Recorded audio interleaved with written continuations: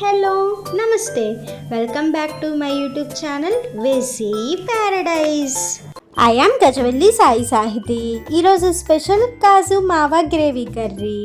ఇది ఒక north Indian dhaba style curry అని చెప్పుకోవచ్చు. ఉత్తరప్రదేశ్ అండ్ లక్నోలో ఎక్కువగా సర్వ్ చేస్తూ ఉంటారు. మరి ఇంకెందుకు లేట్, రెసిపీ ప్రాసెస్ చూసేద్దామా? Let's begin the recipe process.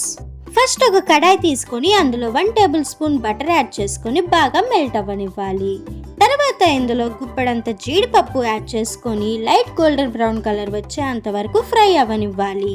In case మీకు బటర్ అవైలబుల్లో లేకపోతే ఆయిల్ కానీ గీ కానీ యూజ్ చేసుకోవచ్చు.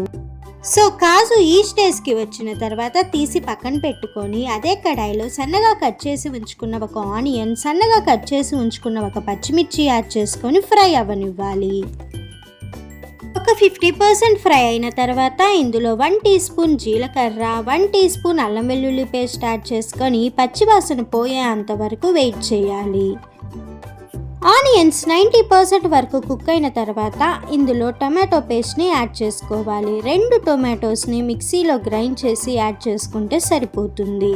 ఒక్కసారి కలుపుకొని ఇందులో గుప్పెడంత కొత్తిమీర యాడ్ చేసుకొని మరొక్కసారి మిక్స్ చేసుకొని ఇందులో మీ టేస్ట్కి తగినంత సాల్ట్, చిటికెడు పసుపు, మీ స్పైస్ లెవెల్స్ని బట్టి కారం, 1 టీ స్పూన్ ధనియాలు జీలకర్ర powder, 1 teaspoon garam masala add చేసుకొని మరొక్కసారి కలుపుకోవాలి. కొంచెం సేపటికి ఈ విధంగా బటర్ సపరేట్ అవ్వటం స్టార్ట్ అవుతుంది. ఆ టైంలో 100 గ్రాములు అన్స్వీటెండ్ కోవా యాడ్ చేసుకోవాలి. మావా, కోవా రెండు ఒకటే అన్నమాట. ఎవరైతే మైల్డ్ స్వీట్నెస్ ఉన్న కర్రీస్ని ఇష్టపడతారో వాళ్ళకి ఇది బెస్ట్ ఆప్షన్ అని చెప్పుకోవచ్చు. మనం అన్స్వీటెండ్ కోవా యాడ్ చేసినప్పటికీ కూడా ఈ కర్రీకి తెలియకుండానే కొంచెం స్వీట్నెస్ యాడ్ అవుతుంది. సో స్పైసెస్ అన్నిటితో పాటు మావా బాగా కలిసే వరకు వెయిట్ చేయాలి. ఈ విధంగా కలుపుకుంటూ ఉన్నాము అంటే జస్ట్ 2 or 3 మినిట్స్లోనే కోవా బాగా కలిసిపోతుంది. సో ఈ విధంగా రెడీ అయిన తర్వాత మీకు కావాల్సిన గ్రేవీకి తగ్గట్లుగా వాటర్ని యాడ్ చేసుకోండి. ఒక్కసారి బాగా కలుపుకొని మంటని మీడియం ఫ్లేమ్కి టర్న్ చేసుకొని బటర్ సపరేట్ అయ్యేంత వరకు వెయిట్ చేయాలి.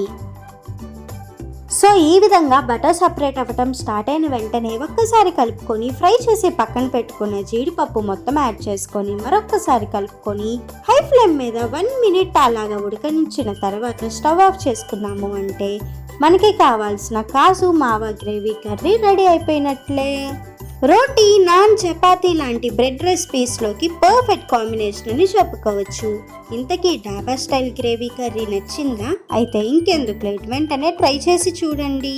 Stay tuned for more interesting recipes.